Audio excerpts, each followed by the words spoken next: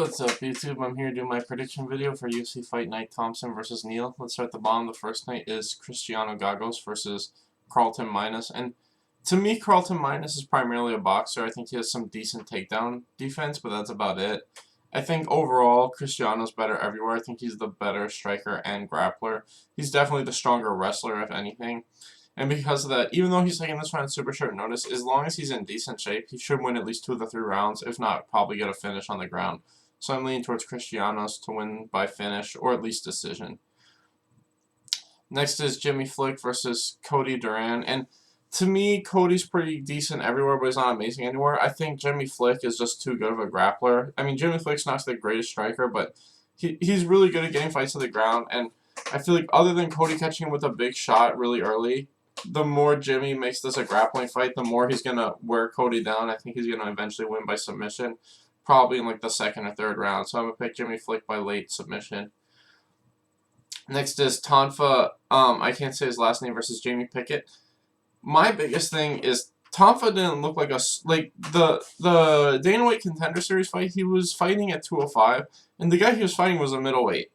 And he looked like a middleweight. And Tonfa looked like a light heavyweight. And, you know, it looked like his size is what made that other guy slow down, was just he was just so big and he kept pressuring him. And the smaller guy had to keep, you know, moving around the cage, and he started to get tired, and when he started to slow down is when Tonfa was able to catch him. My biggest fear is Tonfa's not a fast guy. He's clearly a pretty slow dude. He's just really big. And, I mean, his striking is really good, but he's just not quick. And, in terms of his foot movement, like, his hand speed and stuff is fine. It's just, like, his ability to move around the octagon seems like he's not that fast. I think Jamie could be able to just dance around him for 3 rounds. Even though I don't think Jamie has the greatest conditioning. So I do think Tonfa might win this fight. But I don't know how well he's going to do in the future against some of the better middleweights. But I will pick Tonfa in this fight just because Jamie hasn't shown great cardio. So I think Tonfa eventually walks Jamie down and wins by knockout or TKO, just like in his Contender Series fight. Next is Gillian Robinson versus Tilia Santos. And to me, this is both 2 really good grapplers. I just think Gillian Robertson is the better grappler. I think Santos is probably a slightly better striker, but not by much. But overall, I think they're pretty close. It's really going to come down to the takedowns and stuff like that. And I'm just leaning slightly towards Robinson. I don't know if she'll be able to finish Santos, but I think she'll probably win at least 2 of the 3 rounds. So she'll probably win a 29-28 decision. Next is Darren Wynn versus Antonio Arroyo. And I saw a lot of websites, like, I don't normally check the odds, but, like, Arroyo's a favorite, and I think that's pretty freaking crazy. I don't think he's a significantly better striker than Wynn, and I do think that Wynn has a significant advantage on the ground in terms of his wrestling. I don't think Wynn's going to get caught in anything unless he gets hurt really bad, like when he fought Gerald Meerschaert. I think if this is just a straight, you know, wrestling fight, which is probably what it's going to be, I think Wynn can take Arroyo down whenever he wants, and he's just going to hold him there for 3 straight rounds. Especially since this is at a catchweight of 195. I have no doubt that's because Wynn can't make 185, despite the fact that he looks like a welterweight. It's really weird how really short he is and how he can't make weight. I know he's a big guy, kind of like Daniel Cormier, but I mean, 85 shouldn't be that hard for him. I mean, he really looks like a welterweight. If he can't make 85, he should probably consider not doing this as a sport, because he's definitely not a light heavyweight. Yeah, I'm leaning towards Wynn. The fact that it's at 195 makes me believe he's not going to gas, and I think he's just got a huge advantage in the wrestling. Next is Shajar Eubanks versus Pineda Canzard. And to me, I think this is going to kind of be like a lot of Sajar's fights. I think the kickboxing will be even, but I think she'll get the takedowns when she needs to. I think when she's fighting people that aren't significantly better than her in the striking and have really good takedown defense, she usually beats them. And I think this is kind of both. I think the striking is about even. I think Sajar definitely has the advantage on the ground and in terms of the overall wrestling. Like I said, these are the types of fights that Sajar usually wins. So I'm picking Sajar to win by decision, at least at 29-28. Next is Anthony Pettis versus Alex Morono, and to me, I just think Anthony Pettis is just too fast for Morono. I think Morono likes to get in like some solid brawls and mix in the grappling. I think that if they're just kind of throwing hands, Pettis is going to be able to mix in kicks and stuff like that to the body and to the head whenever he needs to at the end of combinations. And I think Morono tends to keep his hands really low because he kind of has that brawler style where he keeps his hands like around his waist and he just kind of swings. It's technical brawling, but that's still what he does. And because of that, I just feel like Pettis, with his kicks especially, if he just throws them at the end of his combinations, he should be able to catch Morono. And if it's on the ground, I think it's pretty close. I think Morono's size advantage will help him, even though I think Pettis is probably the slightly better grappler.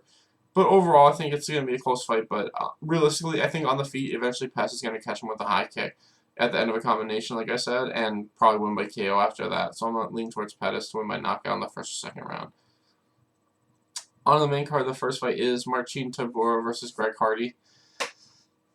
This fight's really tough only because Greg Hardy, I feel like in the first round, can beat most people at this point. I think that if it's just a one-round thing, he's got the power and the speed to knock out a lot of guys, but he doesn't maintain that for very long. I think the longer the fight goes, he doesn't maintain that super fast explosion. He's a decent striker. I think a lot of people don't like him because of some stuff outside the cage, but I think that he's a solid striker and has decent takedown defense. And like I said, I think that those things help him out a lot, but I don't think it's going to matter against Tybura. I think if he can't knock him out in the first 3 minutes, Tybura is just going to I think this is going to be just like when he fought Alexander Volkov. I think that, Volkov was just too good with the technical kickboxing. The longer the fight went, it was more and more obvious that Volkov could just kind of keep him at the end of his jab and his teep and, pretty much just pick him apart. I think the same thing's going to happen in this fight. I think Tybura's, even though he's not as good of a striker as Volkov, he's good enough to more or less do the same thing. I think unless Hardy catches him really early, Tybura's just going to, jab and teep him and throw leg kicks until he, wins the fight by decision. And in all honesty, Tybura, in my opinion, probably has a huge conditioning advantage, and he has a big grappling advantage too. Like if Tybura really tried to get this ground, he probably could. And I think if he's ever on top of Hardy, that's pretty much it. I don't know if he'll finish Hardy, but he could easily just hold him there and dominate him. He's a black belt and a solid black belt. Like when he gets on top of dudes, he's really good at pinning them to the ground. And because of that, I'm leaning towards Tybura. I think he's just, like I said, other than the first 3 minutes, he wins this fight 9 times out of 10. So I'm going to pick Tybura to win either by decision or like some type of submission on the ground in the third.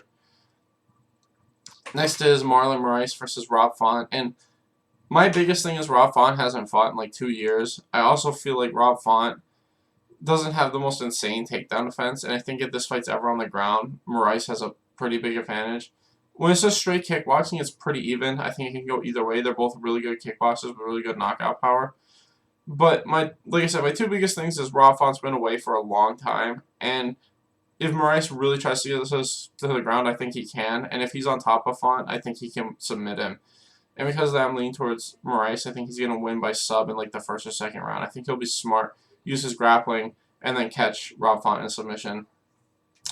Next, we have Michael Pereira versus Chaos Williams. And to me, this fight's really close. I think that my biggest thing with Chaos is that we haven't seen him get out of the first minute yet.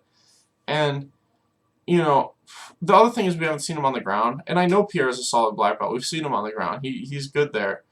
And I wouldn't be surprised if that's something Pereira tries. I think that, until I see Chaos on the ground, I'm not going to be confident in his ground skills. I never will be with any guy. It's like, I'm not going to be confident in all the dimensions of the game until you see it.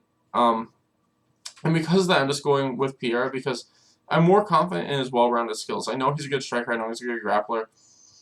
And I know that, he can fight 3 rounds. It's just, as long as he's not going berserk like how he did in that one fight for, like, where he was just doing backflips for no reason. If he's just fighting normal, he can keep a solid pace for 3 rounds. His last fight showed that when he fought the Russian dude. Like, he's a great striker and a great grappler. And as long as he just kind of, like I said before, he's like Justin Gaethje. He just needs to slow it down a little bit. And as soon as he did that, he started, winning fights really easy. And I think, like I said, other than Chaos catching him really early, I think that if Pierre uses his wrestling and grappling, I think he's going to win by submission. So I'm leaning towards Michael Pierre to win by sub. Next is Jose Aldo versus Marlon Vera. And this fight's hard only because I don't know where Jose Aldo's at. I mean, it's hard to tell. He took a lot of damage in his last fight.